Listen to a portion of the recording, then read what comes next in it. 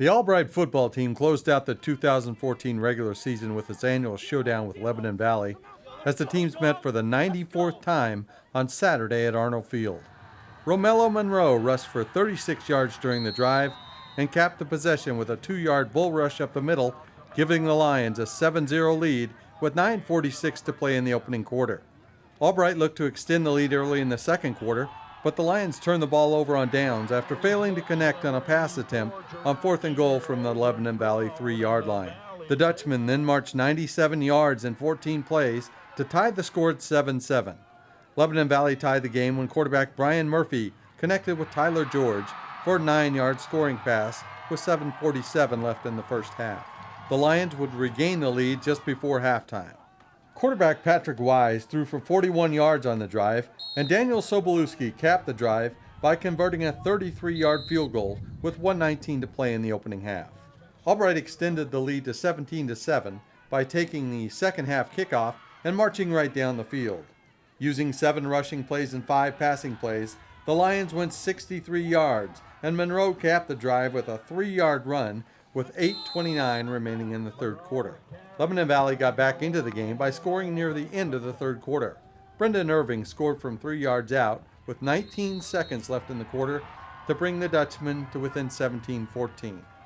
With 7:42 remaining in the game, Lebanon Valley took over on its own 26-yard line and produced a methodical march down the field. The Albright defense, which has made big plays all year long, stopped the Dutchmen on 3rd and 7 from the Albright 10 to force a field goal attempt. But sophomore Malik Gilmore blocked the game-tying 28-yard field goal attempt with 34 seconds left in the game, and the Lions escaped with a 17-14 victory. With the win, Albright secured an ECAC bowl berth and will travel to Salisbury, Maryland to face the Seagulls on Saturday at noon. You know, I just told these guys I am just extremely proud of this football team, and you know, every member from my coaching staff through the seniors all the way down to the freshmen, even guys that are injured. And we had a ton of injuries this whole season. Plus we lost a bunch of starters today on defense. I mean, you know, I lost Capitola for the game. I lost Richie Kuhn, you know, for the rest of the game. I had guys dropping like flies. You know, we were without Olinsky today, and I've got Grant Baylor playing as a freshman, starting at linebacker. I've got Enosh Matashwa starting as a freshman on the D-line. Even, you know, Chris Weber, you know, had to come in to replace Capitola when we lost him. He's a freshman. Because of injuries we had on offense, you know, Romello Monroe, you know, started today as a freshman, his first varsity action, let alone varsity start. And so, you know, our season theme was Inveniam Viam, you know, find a way. And, you know, you and I talked about that before. I shall find a way. And, you know, today was a perfect example of that is, you know, look, I mean, not everything went right. And again, we made a lot of mistakes and we missed some opportunities. But we found a way to win at the end. And blocking that field goal, Malik Gilmore, I mean, the contributions that he's made, not just as a receiver, but on special teams, you know, have just been tremendous, you know. As it turns out, you know, that one field goal that we made was the difference maker. And Sobolewski, you know, is injured all week. We weren't even sure if he was going to be able to kick today. And, you know, while he was far from perfect, the fact that he was able to punt and make a field goal today that ultimately was the game winner, you know, we didn't know it at the time, but it turned out to be the difference. You know, and our theme this week was finish.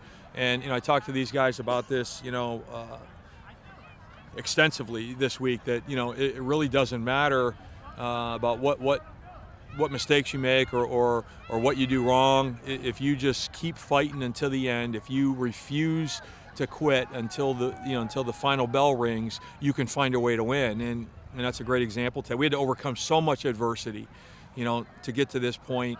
And I just think back to, you know, after our Delaware Valley loss, and we were sitting there at 1-4 and 0-4 in the conference, and we met as a team, you know, that Monday, and we talked about, you know, look, the conference championship is gone. You know, that bubble has burst. And what do? You know, we decided to blow another bubble, and that was to go 5-0 and win out. And, you know, we talked to our team about, you know, that's the goal, but we can't focus on going 5-0. We got to focus on going 1-0 each week. And to go 1-0 each week, you got to go 1-0 every day. And to go 1-0 every day, you just got to go 1-0 on every play. And that's been our focus. So I told them at that point, by focusing only on what we can control, and everything that we can't control becomes our advantage. And that was true today. I mean, again, the injuries, the guys playing hurt, the guys that we lost, the starters that were out. By focusing only on what we could control, and that was winning the next play, we were able to find a way to win at the end. And our defense to keep them out. Again, we were bend but don't break. I mean, that drive, and they converted on 4th down early on, and then we stopped them on 3rd down, down there in the red zone to force the field goal attempt, and then the special teams unit makes a catalyst play, with a huge block, to win the game. And then it wasn't even over then, because now we got the ball at our own 2, and we had to take a knee twice at our own 2-yard line. I mean, that's not a guarantee, especially that deep in your own end. And so we finished on defense, we finished on special teams, and we finished on offense, and and that makes up for all the mistakes and all the adversity that we had to face to get to that point. But by believing in each other and sticking together and fighting together to the end, we were able to finish it on our terms. So now here we are, a winning season for 12 seniors. This may have been their last football game, because we don't know what next week holds, whether or not we get an ECAC bowl game or not, and that's not in our control. But at least we've put ourselves in position, to make that a possibility. And I'm just so proud of our guys, and hopefully we get one more, and we can go 1-0 one more week. But I really could not be more proud of a football team than I am right now, and what we had to do to get through this season and finish it the right way, and end on a successful note and send our seniors out on a win.